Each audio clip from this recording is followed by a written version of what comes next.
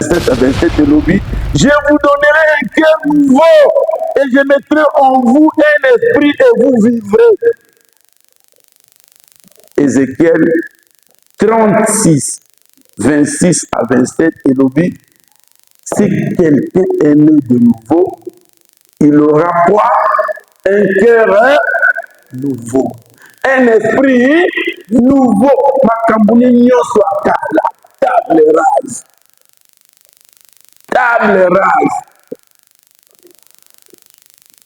J'ai vu un frère. Frère Wana. Makasi. Azaki na protocole. Comme les éléphants. Ce frère-là. Batomasi na nyos baye baye. Soki akoti na ba. Avandi. Batable nyonso fosa bosangisa bozwaka molangi moko botize mpo bopesa ye so bopesi ete bamobimba trouble éléphant très fort mais berger ateyi ye parole frère abongwani éléphant abongwani complètement de nouveau. Comment éléphant na terrain collège Mobutu a surveillé session initiale chère. Bazoya na ba reçu, PC sur côte, PC sur côte, PC sur côte. Un couple responsable à niveau de colo. Aïe, na couple fiel. A pescar, réussi à couple na bango. A signé couple à la côte. Il faut dire non. Pour contacter. Faut foutre. Va discuter. Il faut dire quel que soit le rang on a eu. Oye, il a dit que la salle. Oye, il va être nanga. Oye, il est la salle de la communauté. Oye, alors dit Ezala. Oye, dit au salle de moi, j'ai reçu ordre. Et au fouta avant au kota. À qui peut à foot. À au kota. À l'éléphant a dit ah, maintenant qui est en ordre. Merci de m'aimer. Vous savez ce que ce frère a fait? A craché.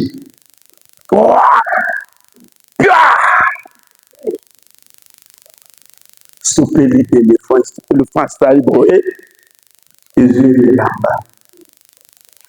L'éléphant dit, papier soir, ma bouche, à Pambis. Pambis m'a craché. À boîte na poubelle. Bande basaki wana.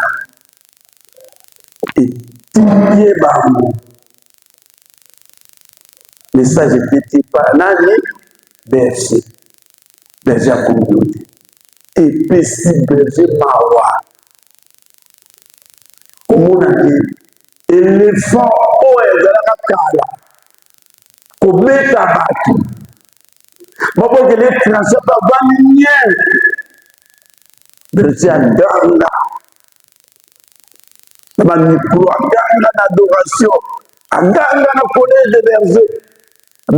Ndeko wana faut qu'il reduka éléphant. Asenge pardon. Ayaka muna ngai. C'est responsable jusqu'aujourd'hui. N'a jamais vu de berger, n'a jamais demandé pardon chez l'éléphant. Mais il travaille comme responsable. Par conséquent, il n'est pas tout simplement Amen. Par conséquent, bien aimé, service de Dieu est lié à la nouvelle naissance. Sinon, tu seras infiltré au service de Dieu. Il faut naître de nouveau pour servir de Dieu.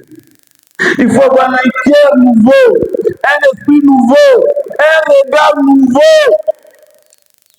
sur le péché, un regard nouveau sur l'homme, un regard nouveau sur le sacrifice.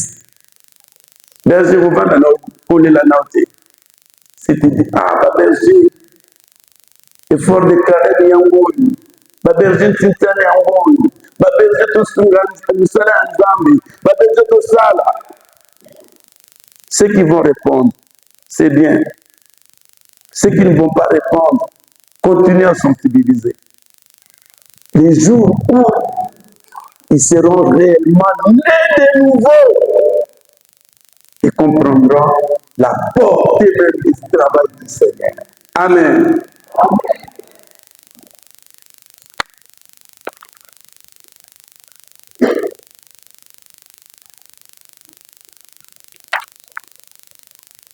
Ma petite exemple. Marc 5, 15. L'homme possédé, les fous de Gadara. Les fous de Gadara. Quand les gens se sont demandés. Mais où il y a commis ah mais c'est bien moi. Acte 9, 21. Balmoni, les types qui étaient avec les naissances.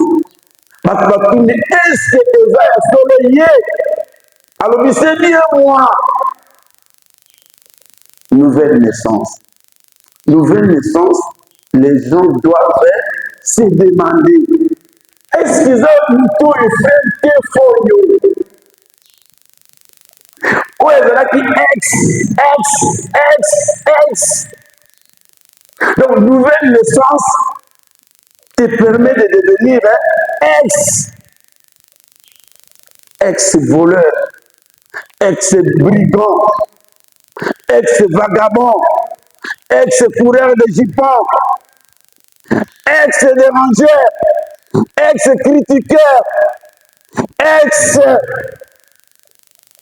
ex-nouvelle naissance. C'est ça. La première personne qui va constater la nouvelle naissance, si tu es un frère marié, qui? Ah! Nani?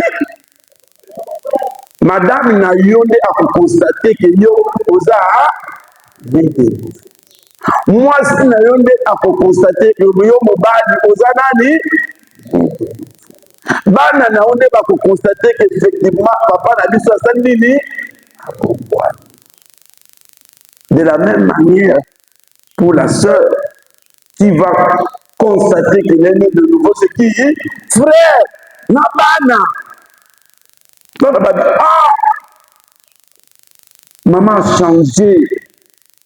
Maman zaika kufinga. Maman zaika kutonga batu. Maman zaika na téléphone, soki a bengi munoko na ye épée. Mais tout le monde, maman a connu pour exhorter batu. Tout le monde qui vraiment Zambé a koutani na maman. Papa a dit incompréhension na maman. Les coloniaux sont. Bah oui, la kaka. Papa zonga retard. 2 heures du matin. 5 heures à midi. 2 heures du matin. 5 heures à midi. Papa a dit les coloniaux sont. Comme la maman a un nouveau bébé. Un nouveau-né. Nouveau-né. Banda kuta la famille chrétienne, makabwane salini, on a papa Zanani, né de nouveau. Né de nouveau, il faut battre Naka, Azaki, frère Berger. Toi, tu étais exquis. Berger, tu étais exquis. Berger, tu étais exquis. BCP était exquis. Maman BCP était exquis. Quand on le dit, si quelqu'un est en Christ, il est devenu une nouvelle créature. Les choses anciennes sont passées et voici toutes choses sont devenues nouvelles. Tout n'a pas été publié dans le vous allez dire exquis. Tout n'a pas Mais tu étais qui? Ex. Amen. Acclamons pour le Seigneur.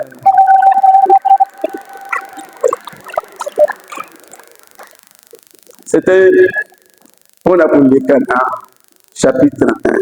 Qu'est-ce que signifie servir Dieu? Servir Dieu, c'est se mettre au service de Dieu, consacrer sa vie à l'œuvre de Dieu. Se mettre au service de Dieu, consacrer sa vie à l'œuvre de Dieu, travailler pour l'avancement du royaume de Dieu. Je reprends cause que il y a des mamans pour devenir Yahweh. Se mettre au service de Dieu. Et ça fait que un pied dedans, un pied dehors. Se mettre entièrement au service de Dieu. Totalement. Deuxièmement, consacrer sa vie aux usines au péché en mon service à Zambé. Et puis trois, travailler pour l'avancement de l'œuvre de Dieu. Tout n'a pas. Tu es réellement au service de Dieu. Tout n'a pas. Ah, Nalobi, ils ont la trois, se mettre au service de Dieu. Deuxièmement, consacrer sa vie à l'œuvre de Dieu. Troisièmement, travailler pour l'avancement de l'œuvre de Dieu. Est-ce que réellement tu travailles pour l'avancement de ton poule? Votre poule n'a payé pas de contribution à l'effort de carrière. Même pas un 50. J'ai publié, Moussao, Aloubi, rien. Est-ce que tu travailles pour l'avancement de l'œuvre de Dieu? Est-ce que tu es consacré pour l'œuvre de Dieu? Ou bien tu t'es mis au service de Dieu? Principe. Voici les principes. Voici les principes. Premier principe.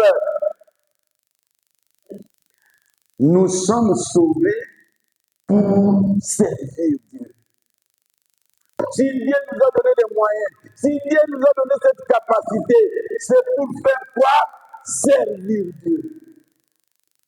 Les fous ici, les Gadara, Jésus l'a sauvé. Habite ici.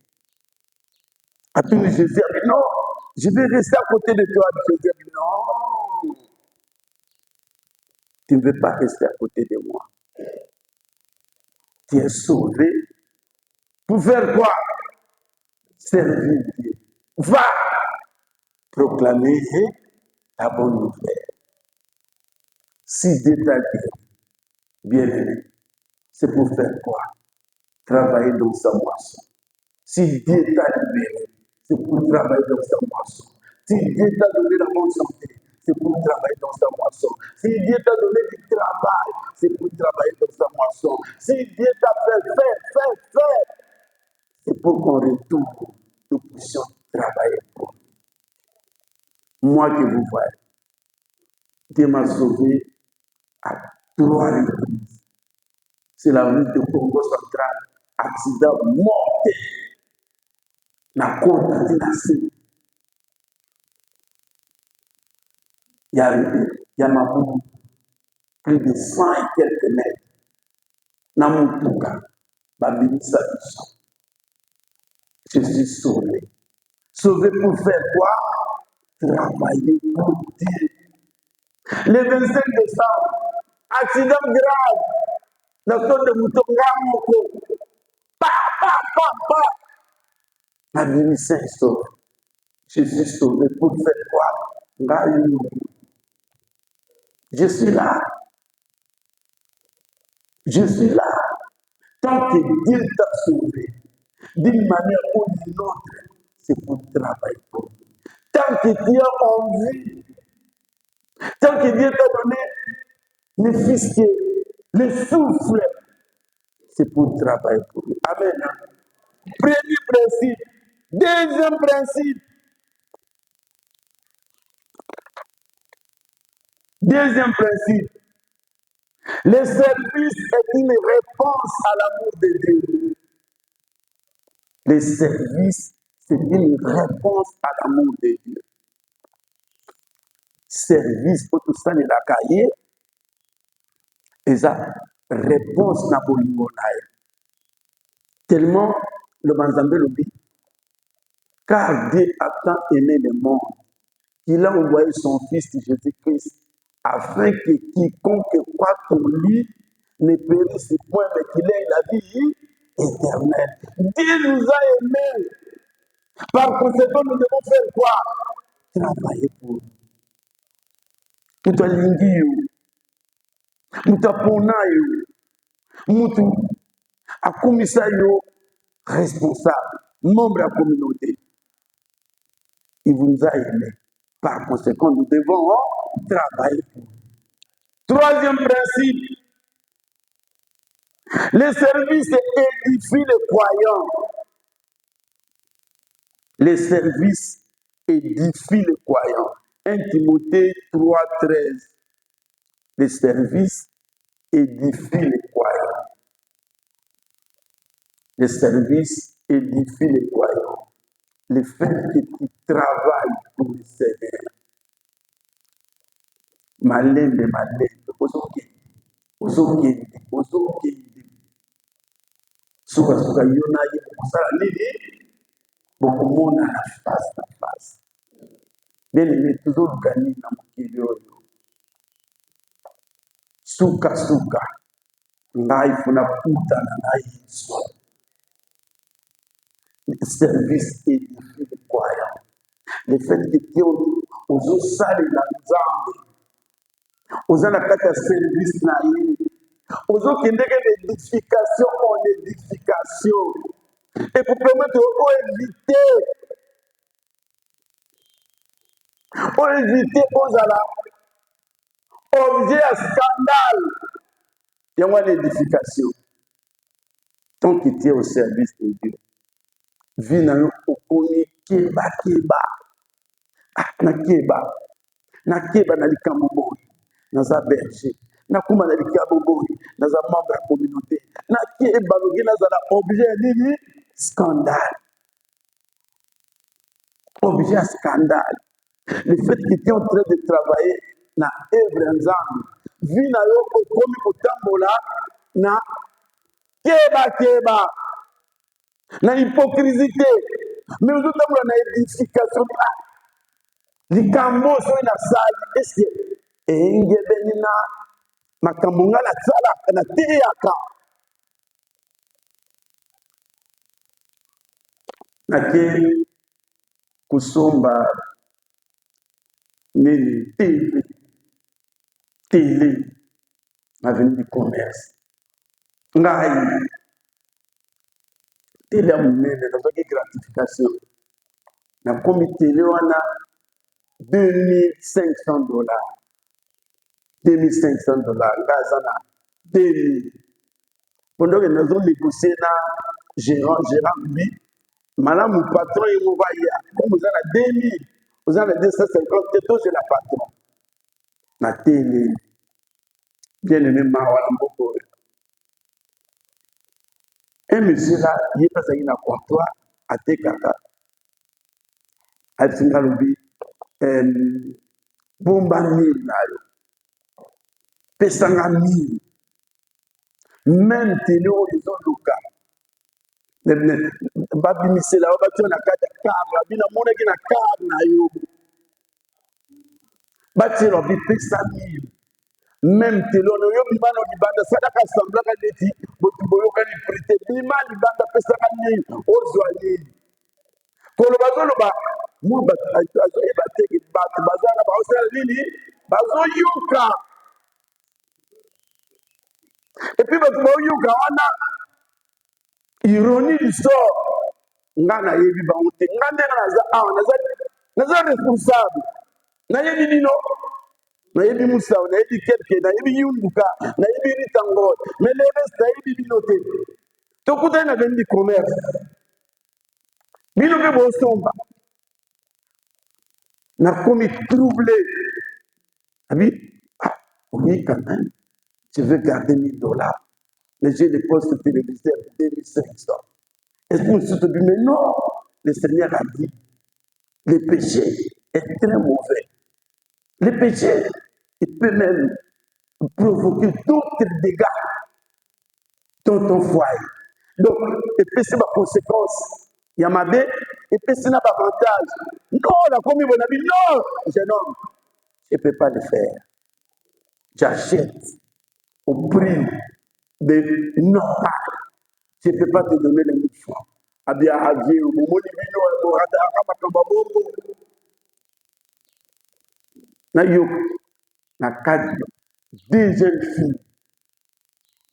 Ba GFC, balobi, papa Ntefu, tozela kito imona, peza soki yo, peza koza oyo, toyo kaka. Zoka ba GFC, ba pembeni, ba olanda, ba talanga. Non, non, non, non, non, non, non. Non, non, non, non. Depuis, de se rendre compte que vous avez grand charme. C'est comme ça, bien-aimé. Les autres nous regardent.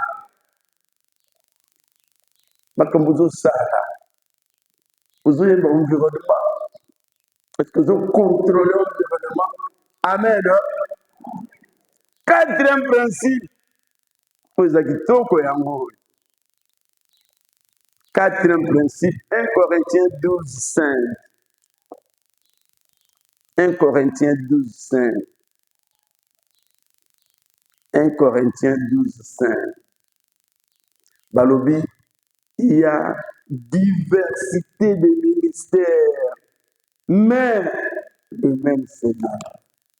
Diversité de ministères, diversité de services, diversité d'emplois, mais le même Seigneur. Tu peux travailler en tant que berger. Tu peux travailler en tant qu'intercesseur. Tu peux travailler en tant qu'évangélisateur. Tu peux travailler en tant que choriste. Tu peux travailler en tant qu'intendant. Tu peux travailler en tant que comptable. Tu peux travailler en tant que diversité pour à beaucoup de travaux, de fonctions ouvertes. Bien aimé, talent nous permet de savoir. Comme si vous avez un multi-talent. Aussi, vous avez un kaza ayeba, ayelisi. Na kata intercesseur azali. Na kote azali. Na kokamba mama ekosi azali. Tia batala na yo service ya Nzambe. Tala message yango wana. Batala Nzambe apesi. Ojie yango na service ya nani? Obumbi yango na se ya desali boka. Batalon na yo berger. Osaleli yango wana. Balobi il y a multiplicité de ministères, de services, mais pour le même Seigneur. Mais yo, on Nzambe apesi yo, ozo tie yango lelo thème oyo eza interpellateur. Interpellé yo na ngai. Yango wana Seigneur alobi mpona kokota na mozindo merci de 3 offrandes. 3 offrandes pour les croyants. 3 offrandes. Et nous connaissons offrir Nzambe comme service. Il y en a 3. babengi yango 3T. 3T. Quand on a préparé enseignement, liboso na dignité eloko na bisango eza awa mystique de 3T. Mystique de 3T. Premier T. Premier T. Temps. Premier T, c'est le temps. Offrez au Seigneur ton temps. Ah, nazana tante. Nazana tante. Nasilisa musana na retard. Moyena qui descend te connaît zate. Moyena na noyo zate. Temps. Tu n'offres pas au Seigneur ton temps. Bien-aimé. Toujours en gona. Éphésiens 5, 7. Rachetez les temps, car les jours sont mauvais. Baissant des temps. Ah, mais en venant ici, j'ai trouvé que Moussa, vous souffrez. Ah, Moussa, si vous pouvez à centre Cana. Ah, Maman Rita. Ah, non, non, non, c'est le cas. Non, non, non, non, non, non. Vraiment, c'est un sacrifice. C'est un grand sacrifice. J'ai fait 2 heures du temps. La sauce de mouton. Je me sauce de mouton, parce qu'on dit ça. Nous allons continuer quand même à dire que ce embouteillage. Chance, mais c'est peut me dire, frère, prenez la moto. Abandonnez votre véhicule momentanément. Et j'ai fait ça et je suis là. Offrez au Seigneur les quoi? Tant! Tant! Tourne au Seigneur ton temps.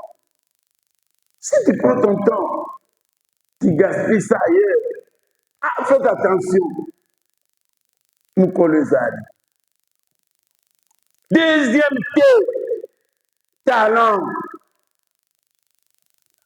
1 Pierre 4 et 10. Que chacun mette au service des autres les dons qu'il a reçus. Talent. Aux a talent, il y a kusunga mabala.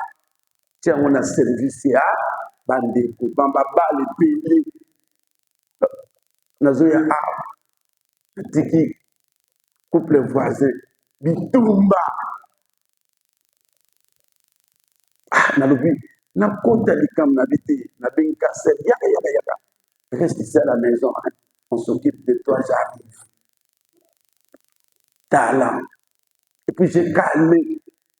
J'ai dit au frère là-bas, dit frère, les matins comme ça, toi tu commences à discuter ta femme. Oh non, président, pardon. J'ai mis la paix. Talent, il y a koyemba, il y a musique, il y a mettre il y a un épingle, c'est quoi ça? Tam-tam, nous sommes synthé, talent. Usalela nzambe esengo moninga tia batala na yo na service ya nani nzambe soki te nasoetaka malheur te. Quatrième te bozolanda. Cinquième te, sixième te. Ça montre que vous suivez. Vous avez ma communauté Mobimba. 3T. Troisième T, c'est le trésor. Il y a 3T. Premier T, c'est quoi? Temps. Deuxième T, c'est quoi? Talent. Troisième T, c'est quoi? Trésor. Trésor d'ailleurs. Sunga communauté. Sunga bandeko. Sunga bakelebi. Sunga balebalolela.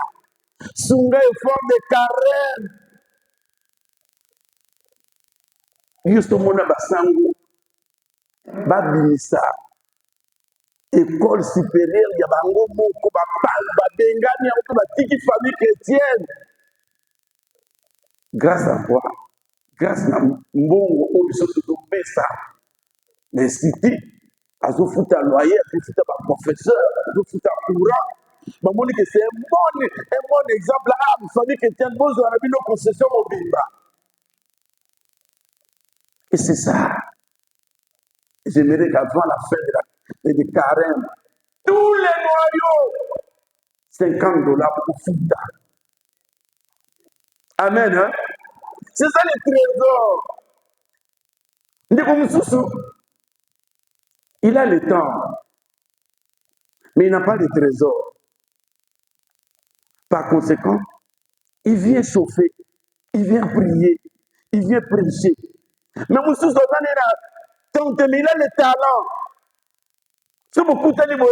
Il exerce le talent à nettoyer Awa, à bondir Awa. Tout ça, c'est le service de Dieu. Mais il y a un autre, lui, il a quoi? Trésor. Il y a un frère qui nous appelle Tosomba Centre Kana. Tosomba Centre Kana. Frère Azueloubi, moi je mets $50,000. Binobo Bakisa Moussous. Tobakisi, Tokokite. Bazongele Lissou, Babi frère, Tozu Karabwe. Il a ajouté encore $30,000. Et puis, il y a des gens qui vont même les voir pour lui dire Babi non, Babi Yombo, on a eu pour le stade, on a couple, Nabino, on peut soutenir. Le frère a répondu à l'objet. Je sais ce que j'ai fait pour le Seigneur. Et je sais ce qu'il m'a donné. Je sais ce qu'il me fera. Et où m'a dit déclaration d'Aïwana 2 semaines après, le frère a changé de statut. Il est devenu fonctionnaire international aux États-Unis, à Kenya.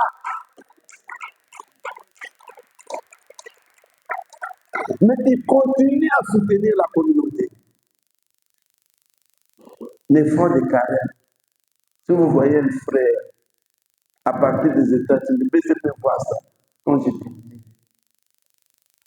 Admissiez mon effort de carême. A commis pour notre couple, j'ai envoyé autant. Pour notre couple, j'ai envoyé autant. Trésor. Voilà, bien aimé, qu'est-ce que vous allez offrir au Seigneur? 3.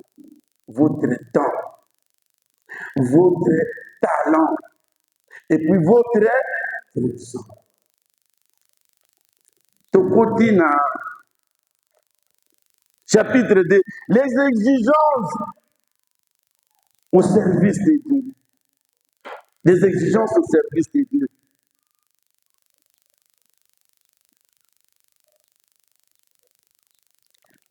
Si tu veux travailler dans le service ensemble, et ça, a l'exigence. Au poste de n'importe quelle manière que Moussala Nyuso, et ça a une norme. Tu as une norme et procédure.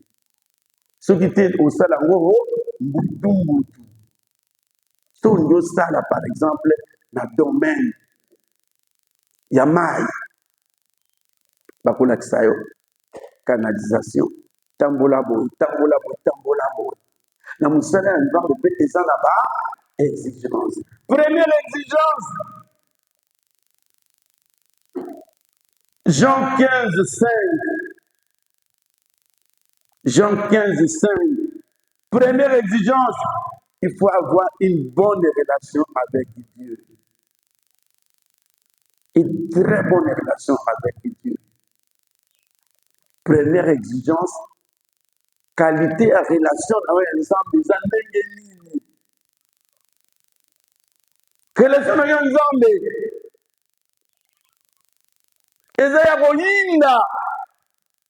Même si tu fais des dons, bamba.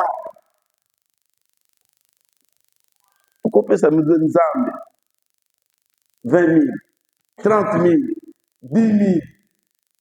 Mais la tête en date, vous en avez 4 femmes, 5 femmes, bien aimées. À ta vous de la Kanzambe. eza pamba. Amen. Hein? Baïba, bongwana, tika bizaleli mabe, bongwana, tango yango. Tika, même si tu donnes des millions et des millions à l'œuvre de Dieu, mais si la qualité des relations avec Dieu n'est pas bonne, bien aimé, autant on changer.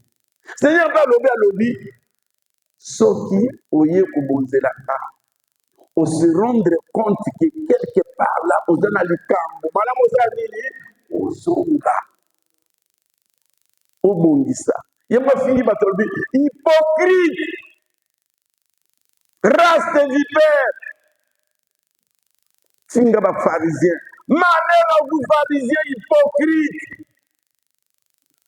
Vous affichez des dehors ce qui est bon, mais à l'intérieur de vous c'est rempli de rapines. Ah, Jésus a dit très sec. Donc, mon amour kalaté avant Pâques. Quand on a télémé les pharisiens. Pour la nuit, Jésus a fait du bien. Les jours de sabbat.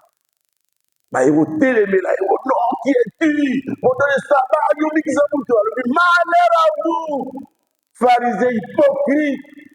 Vous paraissez bon dehors, alors qu'au milieu, dans l'intérieur de vous, c'est plein de rapines, plein.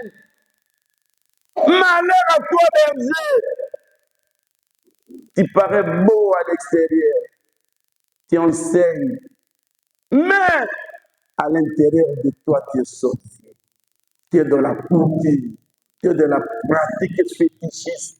Tu es dans la pratique d'homosexualité, tu es dans la pratique de francs-maçons, tu es dans la pratique de rosicruciens, tu es dans les malheur à toi. Quelle est ta qualité de la relation avec Dieu avant de servir Dieu? Ce soir-là était à nous. Bien-aimé, Jésus apprécie exigence.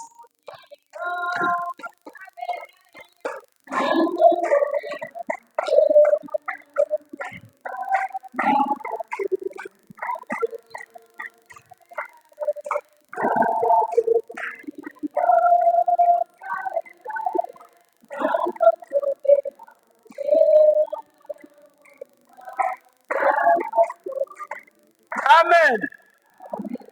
Luc 10, 38 à 42. Luc 10, 38 à 42. Marthe a choisi la bonne part et ne lui sera jamais ôtée. Bien-aimé, Sozola. Qualité en relation à l'ensemble et sans dégueule. Il y a toujours une qualité à haut. J'ai vu une fois. Il y a un niveau à l'école. Heureusement, on arrive toujours bon. Ndeko mwasi.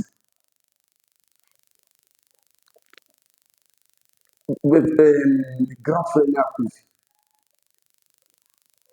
Grand frère n'a été membre de la communauté famille chrétienne. Le niveau ya likolo ya responsabilité. To landi ba una matanga. Sango alingi basala lever du corps. Sango ayena mai. Asopela belle sœur nae. Muta telemeli ya monani. Membre ya communauté. Tote sango zela nani. Tozana makamna biso na photo régler baba sokola.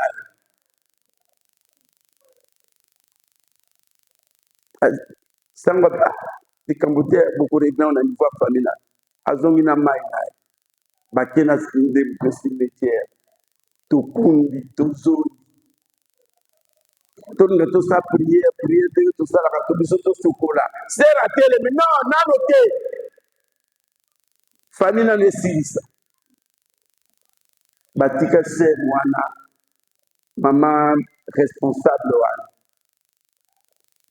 ndenge ezalaka lingwanda. Donc la sœur azalaki na problème na belle sœur na ye, aprofite asala nini régler ye compte, balongole bilamba. Imagine toi ezalaki mpe pendant la saison ya nini sèche, batikali na mwa nini soutien ya monene babengango nini boni ekangai awa parti ya se kuna motoli nyonso pole mama mobimba ya basoixantaine moto azosala boye eza nani niveau likolo. Bien aimé, totali toye tobondeli sœur oza membre ya famille chrétienne, ye mpe membre ya famille chrétienne, ndenge losala moninga boye avandisa ye 2 semaines atia se wana devant problème asokolaka te. Soki olingi olia otala ye ifo solola ne ifo depose mbongo kuti responsable atelemeli famille chrétienne mobimba tokenda toexplike rien jusqu'à ce que grand frère na ye auti poto nde aya décidé abi non, pas jusque là. Il a appelé un prêtre, il a dit non. Pasteur, à quel est la communauté, tout ça, mais je vois cette sœur. Il y a la communauté. Il y a adoré. Ils ont adoré. Bazali awa. C'est ce qui colle bien sûr. Amen. Deuxième exigence, bon témoignage. Il faut avoir un bon témoignage pour servir Dieu. Toyez-vous,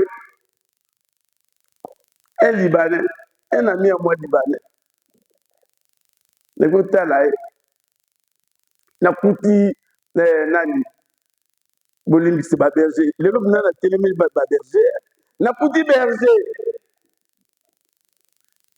berger gérant, il y a société à Caro, il y a Libanais, na berger. Yoka Libanais, ce type-là, il est berger.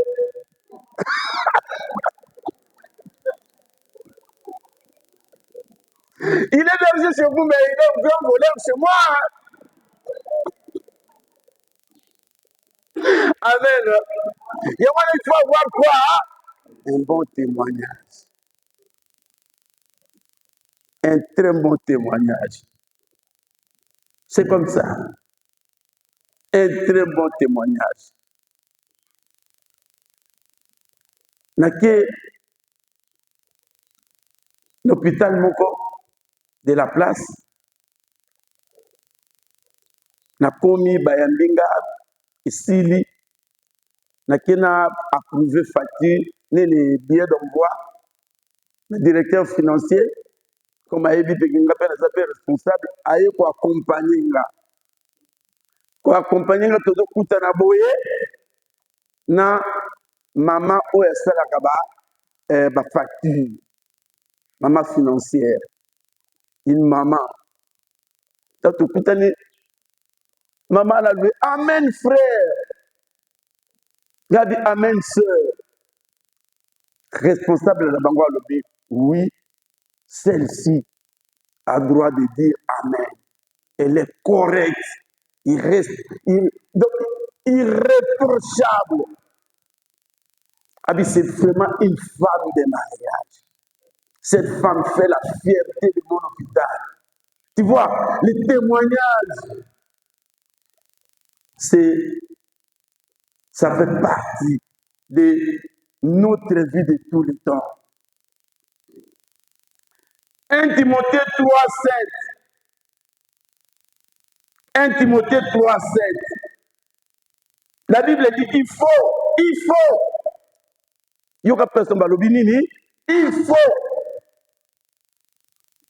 continuer en train de servir le Seigneur. Il faut. Ça signifie quoi?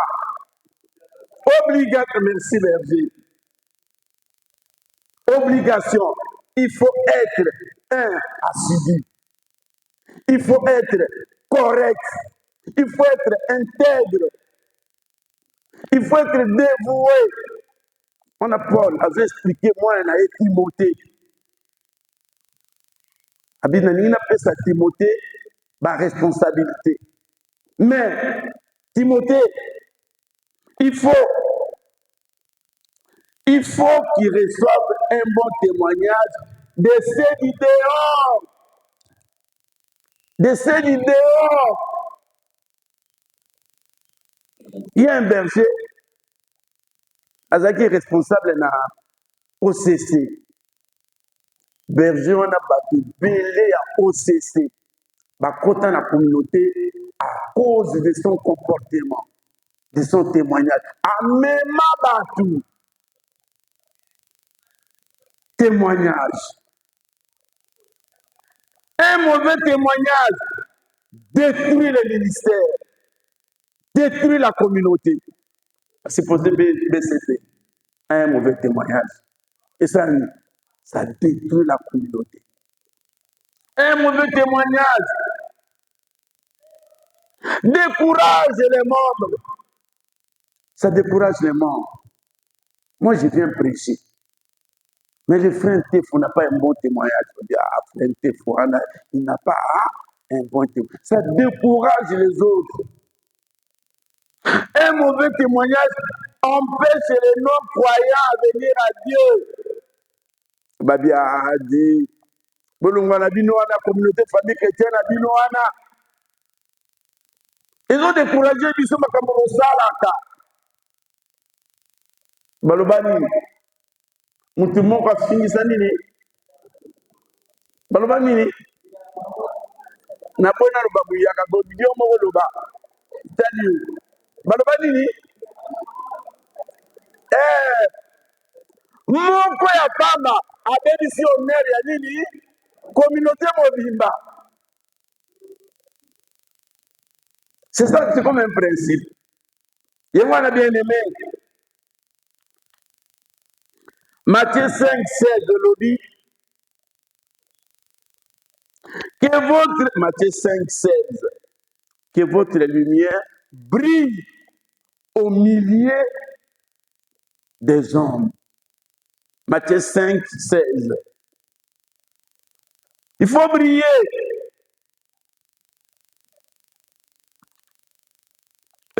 Troisième exigence. Romains 12, 11. Il faut avoir les ailes. Il faut avoir les ailes. Pour organiser ça, le berger était zélé.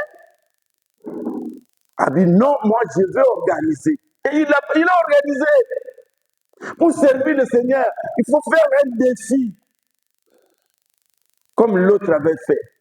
Il avait dit que vous ne vouliez pas, moi et ma maison nous servirons l'Éternel. C'est qui? Josué. Faites un défi. Mbetito, bolinga, moi et ma maison nous servirons l'Éternel. Zèle. Quatrième exigence. Dépendance du Saint-Esprit.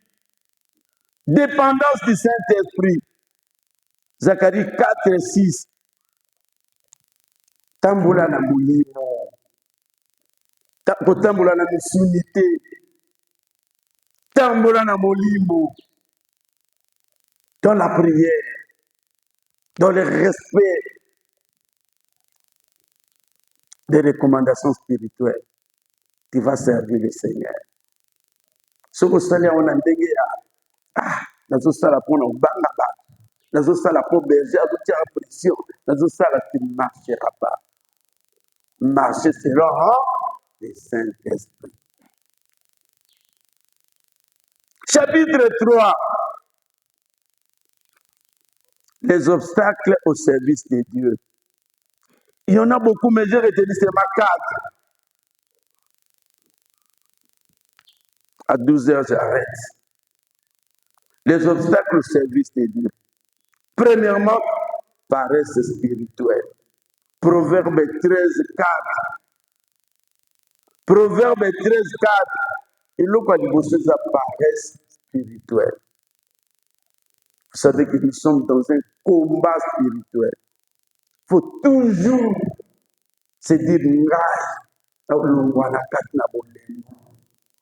et bélier bandeko balemba baza na paresse spirituelle. Alingi osambela sante kanango ya musika. Alingi osambela communauté ngo elembisi. Alingi osambela embouteillage. Alingi osambela les raisons d'homme. Ce que tu as dit raisons d'homme, tu ne serviras pas le Seigneur. Ce que tu as dit les obstacles, tu ne serviras pas le Seigneur. Mais ce que l'oublie, moi, quels que soient les obstacles, je servirai l'Éternel. Quelles que soient les difficultés, je servirai l'Éternel. Quel que soit ce qui m'arrive, je servirai l'Éternel. Quelles que soient vos attaques, je servirai l'Éternel. Quelles que soient vos embûches, je servirai l'Éternel. Quel que soit, je servirai le Seigneur. Deuxième obstacle, l'amour du monde. 1 Jean 2,15. 1 Jean 2,15. L'amour du monde. Olingi mokili mingi. 1 Jean 2,15. N'aimez point le monde, ni les choses qui sont dans le monde. N'aimez point l'infidélité. N'aimez point l'adultère.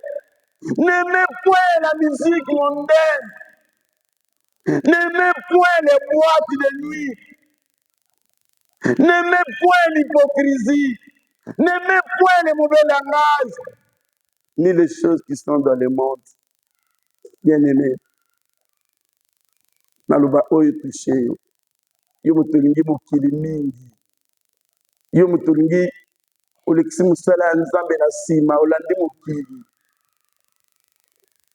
Olingi nanu koluka mbongo ti ba 22 ozoluka kaka mbongo.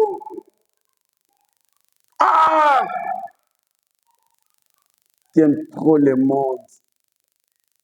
Par conséquent, le Seigneur t'appelle aujourd'hui. N'endurcissez pas votre cœur. Troisième obstacle, le péché. Caché, tu vis dans le péché. Mais ce qui n'a tiki likambo, bana bakutanga te na poto, bana bakutanga te. Ce qui n'a tiki. Je connais une sœur, abi frère, pour atika ngo eza difficile. Pour nani, abomba ti complicité négative. Abi maman wanandi, il y a un frère. Un frère, il a moins de 50 ans, 47 ans, mais qui vit avec une maman de 83 ans. Le frère est marié, mais il vit avec une maman de 83 ans. Tout simplement parce que cette maman-là, c'est une veuve qui a beaucoup de biens, qui a des immeubles. Et le gestionnaire de cet immeuble-là, c'est ses frères. C'est Raïdi. Maintenant, on est au Canada. Par an, mon amour, 27 000 dollars, 27 000 dollars, 4. Frère à Futaka Ndeni. Na bien maman wana. Maman a ba immeuble, ba grande alimentation, ne pas maman wana. Moutazo géré en Mozambique, le frère là, un tout petit là de 47 ans. sœur na ye ayebi abi azosala boye mpo tovivre alingani mama yango te mais asalaka kaka mpona intere ya bana soki atiki bana mama ye te bien aimé tala place tokomi ndeko akomi lie ndeko akomi lie eza pasi péché. Quatrième découragement. Amsus, biso toza à la base. Te décourager bandeko ebele. Na maloba na biso, maloba. Oza responsable. Tala maloba nini ezobimisela bandeko. Tala langage na ye. Langage eza ndenge nini. Langage. Est-ce que langage na yo eza mpona kotonga ou bien mpona kobebisa? Bofinga communauté grave, bofinga musau grave, bofinga babesel grave, alors que la service à Nzambe. Aïe, frère, comment? Est-ce que je peux avoir quelque chose pour les citoyens? Ah, bilope molekisi. Bilope molekisi. Frère, si tu n'en as pas, tu n'en as pas. Si tu n'as pas la volonté, le bac à berger, prochainement, langage. Vous avez découragé beaucoup de gens. Il y a une sœur à qui ma communauté, du couloir Kotonga, cette sœur-là, a c'est la maternité. 17 ans. Il y a mes frères, mes sœurs, à communauté,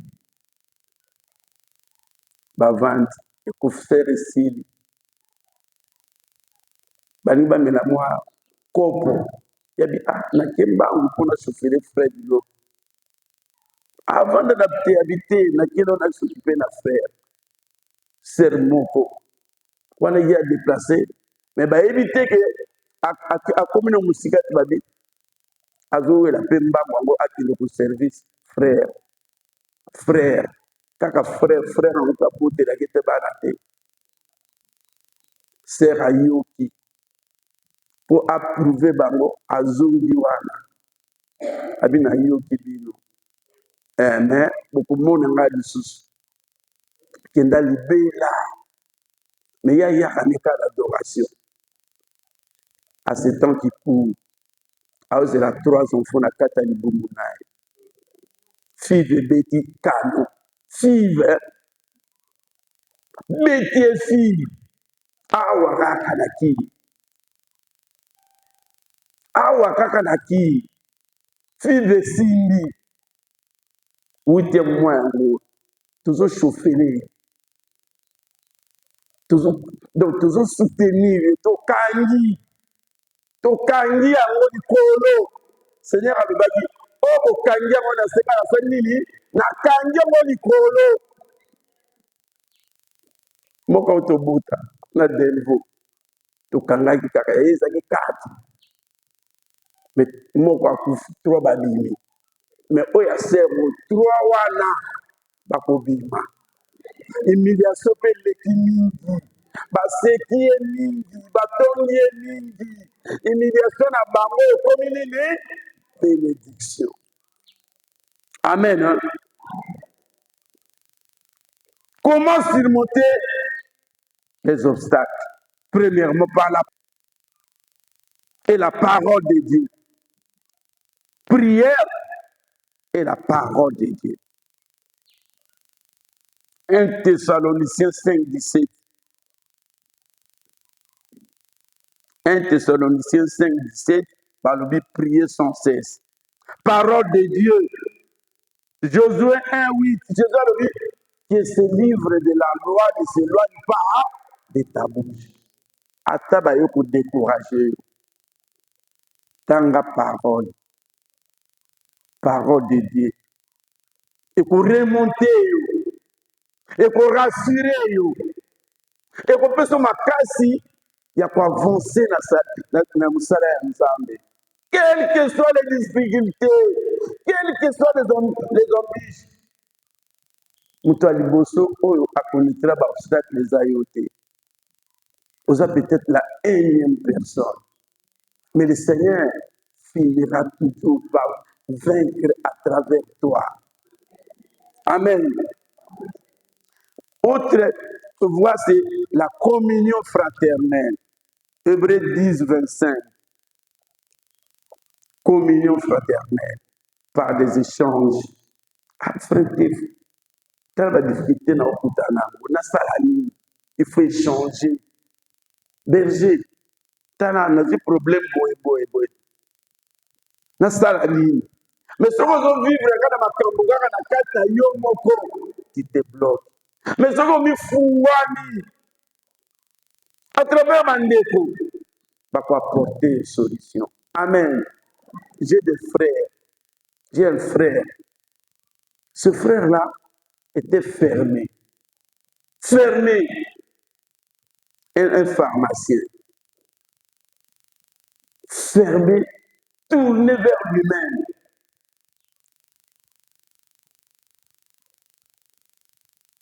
Mais un jour, le frère a été un docteur, un médecin de la communauté. Natanga Kombote. Docteur, frère, j'ai la solution pour toi. Il y a un frère avec le même problème. Mais voici comment il a surmonté. Trouve un peu d'argent. Sors avec ta femme. Babima Bakenda. Exode 23, 25. Bénédiction divine. Bénédiction divine. Exode 23, 25. Il bénira ton pain. Il bénira tes eaux. Il éloignera de toi la maladie. Il éloignera de toi la maladie. Quand une fois, n'écoutez pas de problème. Il est quel mes frères, je ne sais pas assumer comme je dois de travail à bergerie. T'as la moussala ezaki. Nous avons une moussala avec des locaux bakanga. Nous avons regardé bêta mabire. J'ai remis 22, 29. Terre. Écoute la parole de Dieu. Na Bible, non a sœur avant moulala. Vous êtes dans ma boko la vous bêta mabile yoka kolela nanga. Yoka ba problème nanga. Yoka bikakata nanga mabele yoka. Babeta. 3 mois. Jour pour jour. Frère se rappelle. Nous toujours nous kala. Toujours nous kala. Le bon gars habite luki numéro na yo kala. Lobi bonalo. Musa les a awate. Mais Musa les a awate na Uganda. Frère wana kenda. Berger kenda la famille. Deuxième année encore. Et par exemple, avec Dieu, nous ferons des exploits pour vivre amour. Et tu vas témoigner de ce que je vous dis aujourd'hui. Frère Tifo, tu avais raison. Les enfants maintenant sont épanouis.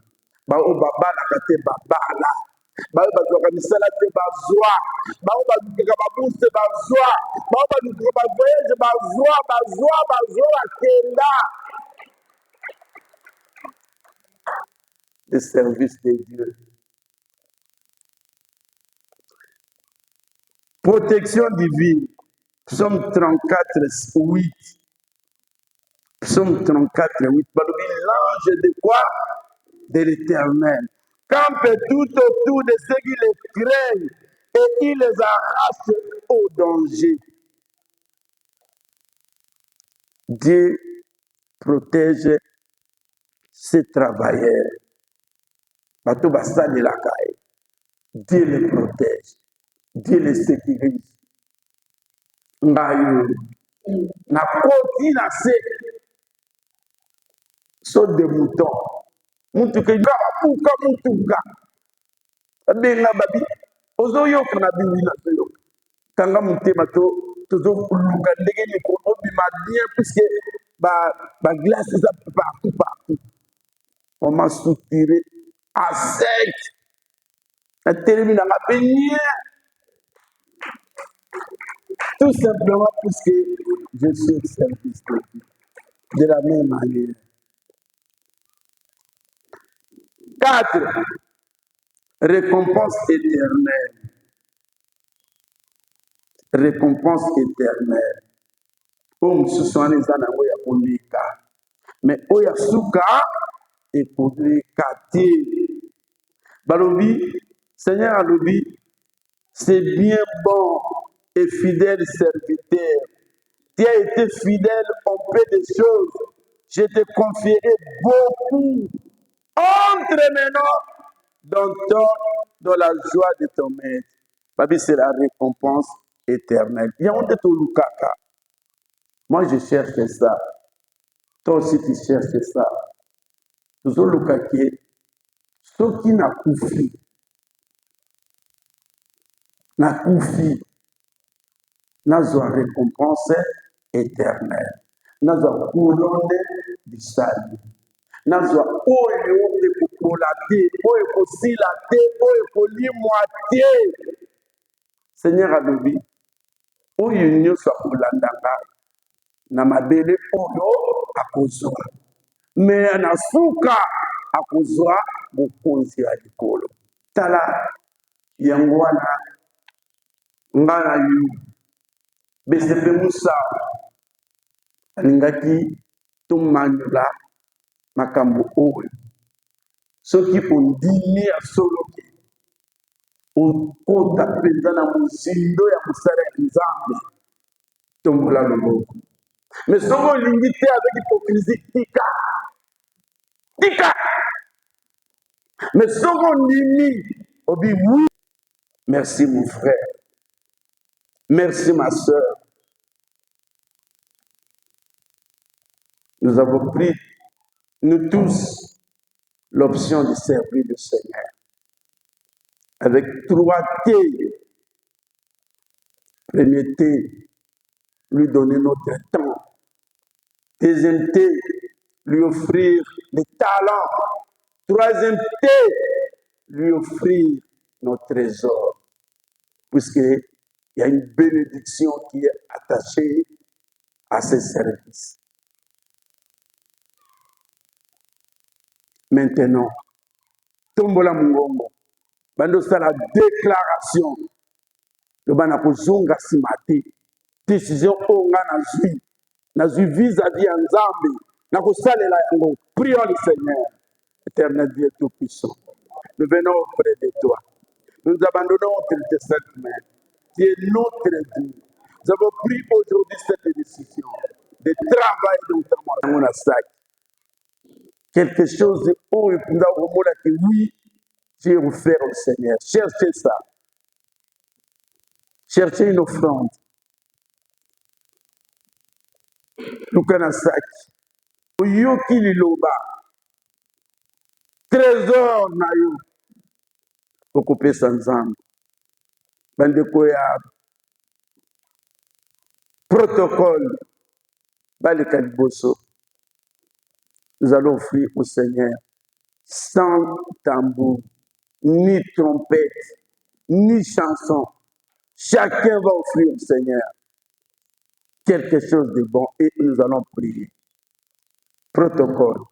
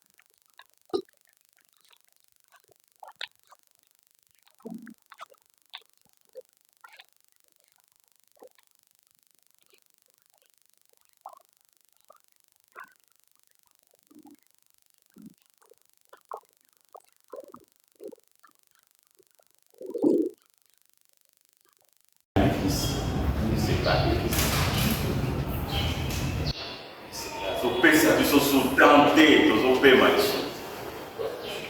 Amen. Je matini yango est-ce que ezalaki mabe? Est-ce que ezalaki vraiment mabe?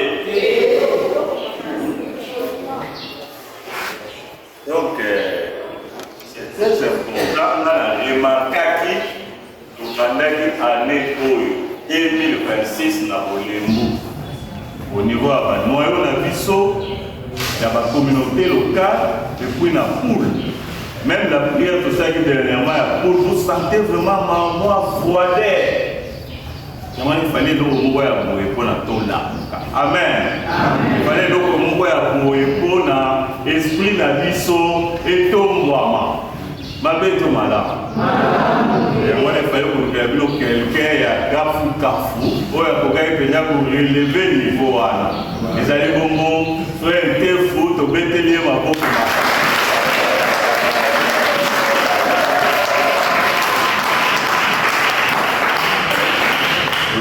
Bien. Il y a multi-service, la beauté, Azali, l'intercession, Azali, la weba volukambo, Azali, il y a un multi-service. Amen. Ma classe est dans les vraiment. Bobo, Actuana, Asalaki, on a quête dans l'histoire à l'élo. Et pour $80, les 294 800 francs. Tombé du monde.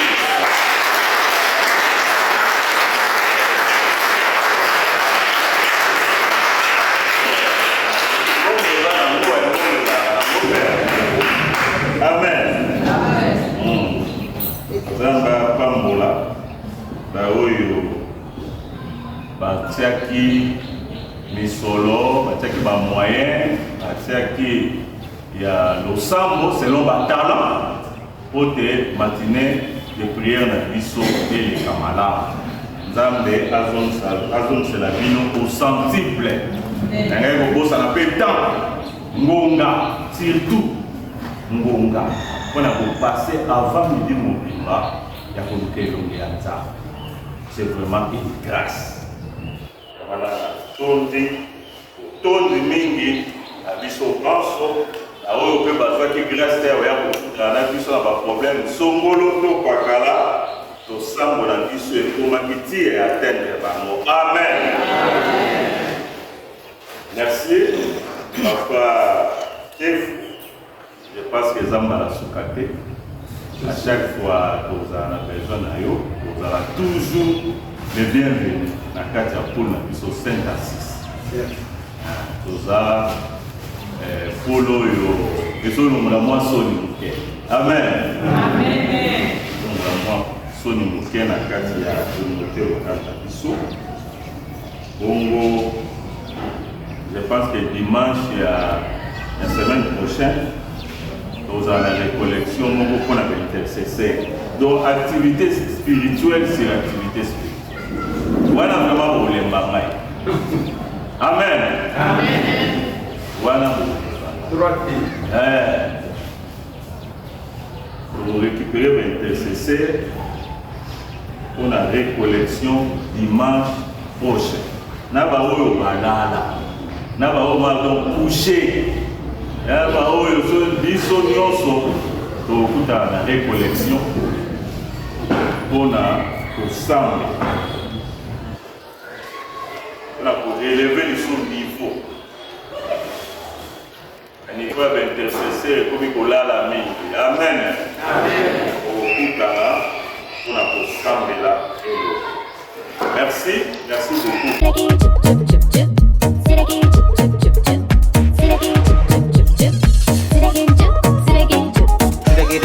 Meu amor, te declaro aqui minha paixão,